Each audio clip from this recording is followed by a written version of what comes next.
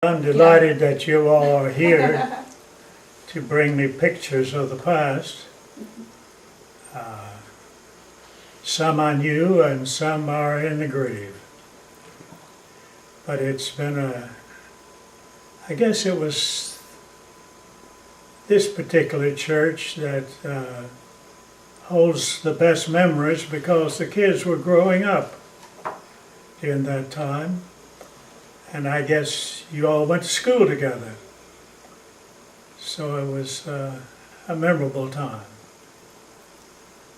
I feel like that when we relocated the church, we started a new church because it really changed the whole complexion of the program.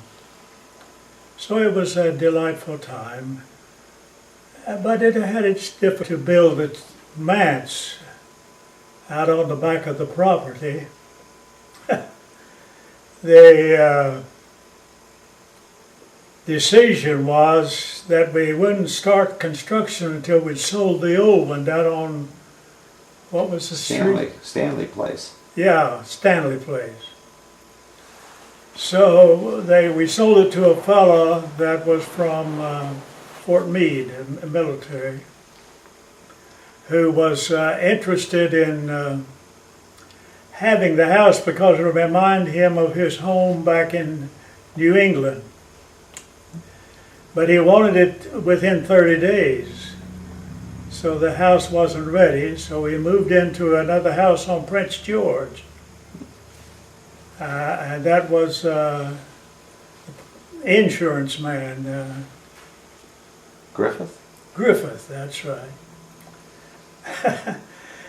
We were there for only about a month, I guess it was, month or two. They sold that house and wanted it within 30 days. One of the doctors was making an office there. The fellow with one arm. Dr. Wingfield. Yeah. So they decided that we had to relocate, so we moved into another house up on across from the elementary school, and we went on vacation, and there was a rainstorm while we were away, and when we came back our rugs and my books were floating around in water. So we finally got them cleaned up, and then that house was sold. But we said we weren't moving anymore. So I dropped out of doing just preaching, and we worked on the house and got it ready to move in, and then we started the church. It was a flat land, it is now, and consequently the land was soft. So we had decided that we would not have any construction on the main road back to our house. Well, you know how long that happened with the contractor. They ran their concrete trucks on that road, and it didn't take about 3 or 4 till they were mired.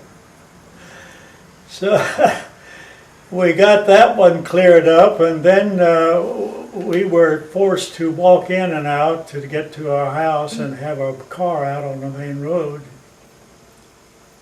And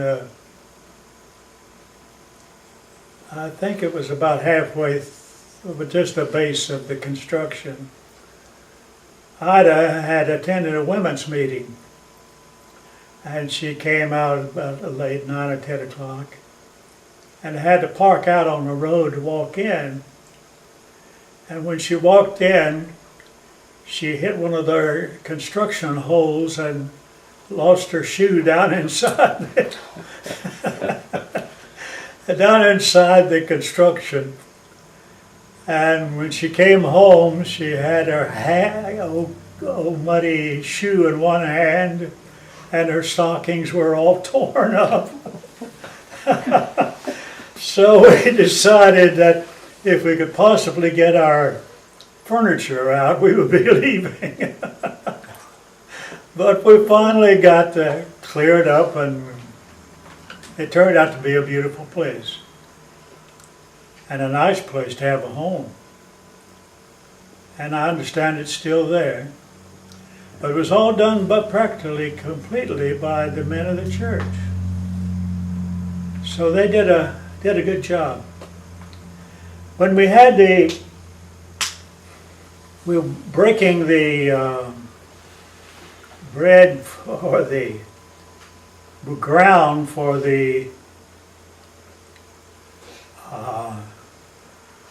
new church, we had it outdoors on a November, I believe it was, and it was cold.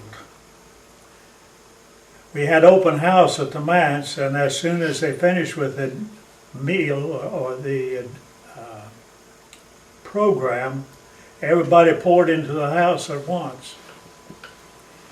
And I remember Fred Thomas, who was chairman of the building committee, came to me and said, "George, aren't you concerned about the floor?" He was afraid it would cave in on us, because there must have been close to 100 people in the house. But we finally got through it without it caving in. It's still there. Another interesting experience we had with next door to the church, there is a horse farm. They still there, where they took care of the racing horses? Oh, no, that's gone. Well, we lost our son one day, and we couldn't find him. Finally, we looked over into the field, and there he was underneath one of those horses, pulling at their legs as much as he could. And the horses stayed stock still the whole time, until we finally coached him to come back home. But it was amazing that they were so still and quiet. Every one of them just looking after him. So maybe the Lord had something to do with it. Create in me a clean heart, O God, and renew a right spirit within me. And that has been a good piece of to remember, so forth. There's a song called "This World Is Not My Home." I don't know if you've heard it or not. If I can remember what it sounded like. This world is not my home, I'm just a passing through. My treasures are laid up someplace behind the bloom. I hear the voice of him who's going on before, and I can't feel at home in this world anymore. Oh Lord, you know I have no friend like you. If heaven's not my home, then Lord, what will I do? The angels beckon me from heaven's open door, and I can't feel at home in this world anymore. Over in glory land, there is no dying there. And that's the last I remember of it. Thank you.